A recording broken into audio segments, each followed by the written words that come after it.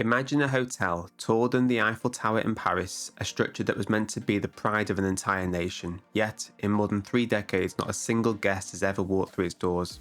This is a story of North Korea's billion-dollar dream project that promised to reshape the country's image, but instead became one of the most infamous architectural failures in modern history. This is the story of the world's most mysterious abandoned hotel. Welcome to Resort Lore, the channel where theme parks and resorts aren't just fun, they're fascinating.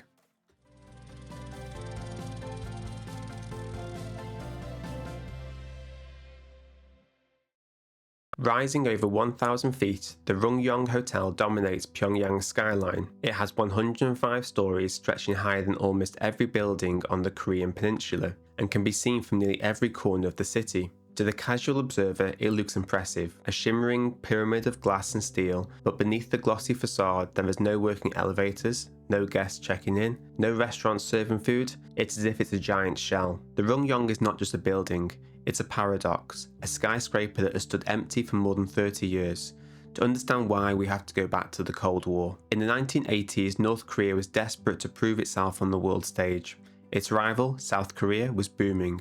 Seoul was preparing to host the 1988 Summer Olympics, and international visitors were flocking to new luxury hotels across the capital. To Kim Il-sung's regime, this was more than just an Olympics. It was a battle for prestige. If South Korea looked modern and prosperous, while the North looked stagnant, the regime would lose its legitimacy. So Pyongyang announced a project of its own. In 1987, North Korea revealed plans to build the tallest hotel on Earth, the Ryugyong Hotel, named after an old poetic term for Pyongyang. It would be a gleaming pyramid with over 3,000 rooms, multiple ballrooms, and 5 revolving restaurants at the top. It wasn't just a hotel, it was propaganda in concrete and steel, a statement to the world that North Korea would compete with the South and even surpass it. Ground broke in 1987. For the next few years, construction moved quickly. North Korea workers, supported by Soviet materials and funding, raised floor after floor of reinforced concrete. By 1992, just 5 years after it began,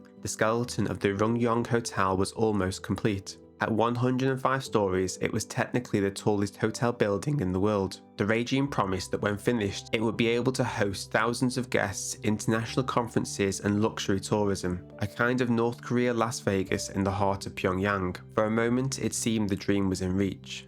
But then, history turned against North Korea. In 1991, the Soviet Union collapsed. For decades, Moscow had been Pyongyang's main economic backer, providing fuel, food and technology. Almost overnight, that support disappeared. North Korea plunged into crisis. Factories shut down, imports dried up. By the mid-1990s, famine was widespread, a disaster known as the Arduous March. The billion-dollar Ryugyong Hotel was suddenly a luxury the regime could no longer afford. Construction stopped in 1992. The cranes were removed, the workers sent home. The 105-story pyramid stood unfinished, a hollow shell overlooking a starving city, and there it remained for more than 16 years. While North Koreans were told little about the strange tower, outsiders became fascinated.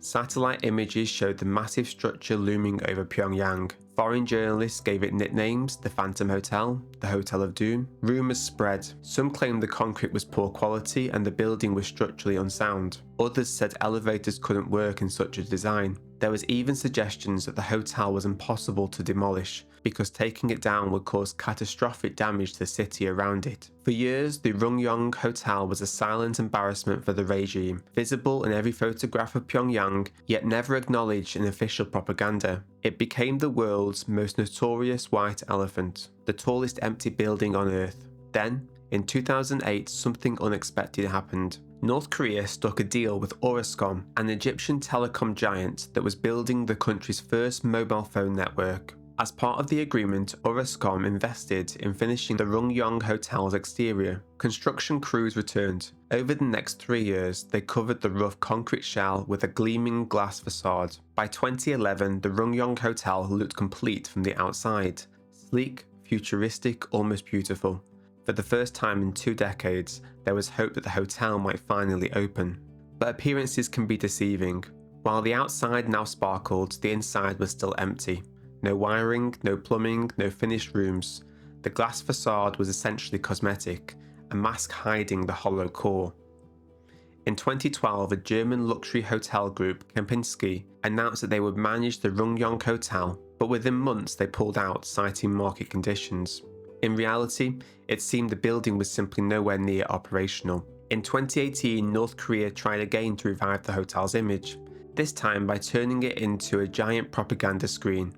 Massive LED panels were installed on its sides, lighting up with patriotic slogans, national flags, and dazzling animations. At night, the Ryugyong Hotel became a glowing beacon over Pyongyang, but still its rooms remain dark. So what is the Ryugyong Hotel today? Satellite imagery and reports from defectors suggest the interior is still unfinished. There are no working elevators, no functioning rooms, no sign of guests. It is essentially a hollow monument with a shiny coat of glass. Officially, North Korea has never admitted the project failed. In propaganda films, the hotel is sometimes shown in the background, but never explained. For visitors, tours of Pyongyang drive past the building, but no one is ever allowed inside. It is the tallest unoccupied building in the world, a billion-dollar tower with no purpose. The Ryugyong Hotel is more than just an empty skyscraper though. It's a symbol of North Korea's contradictions. To the regime, it was meant to be a statement of power, evidence that the nation could match or even surpass its rivals. But instead, it became a symbol of failure, a reminder that ambition without resources leads to ruins. And while the Ryugyong Hotel is unique in its secrecy, it is not alone in the world of abandoned megaprojects. Spain spent over €1 billion on the Ciudad Real airport, a vast international hub built south of Madrid. It opened in 2009, but within just 3 years it closed due to lack of passengers. Today it's a ghost airport. In China, whole ghost cities stand largely empty, rows of high-rise towers built for millions of people, but with few residents ever moving in. Even Las Vegas has its own Ryugyong moment. The Fontainebleau Resort, a glittering 63-story tower on the Strip, sat unfinished for over a decade after the 2008 financial crisis. These projects all reveal the same lesson, that ambition, politics and money can create spectacular visions, but the reality doesn't always cooperate. Still, none of these are as haunting as the Ryugyong Hotel, because while Ciudad Real and Fontainebleau eventually found some use, Pyongyang's pyramid remains sealed, never having hosted a single guest. The Ryugyong is a skyscraper without purpose, a dream without completion, a monument not to triumph, but to isolation. So what do you think should become of the Ryugyong Hotel? Should North Korea one day finish it and finally open its doors to the world? Or should it remain as it is, a frozen monument to ambition and failure? And when you think about it, is the Ryugyong truly unique, or just one of the many mega projects that proved too big to succeed? Let me know your thoughts in the comments. Do you think this colossal hotel will ever welcome a single guest, or will it remain the tallest abandoned building on Earth forever? And if you've enjoyed this deep dive, make sure to like the video, subscribe to the channel, and ring that bell. Until next time, remember, theme parks and resorts aren't just fun, they're fascinating.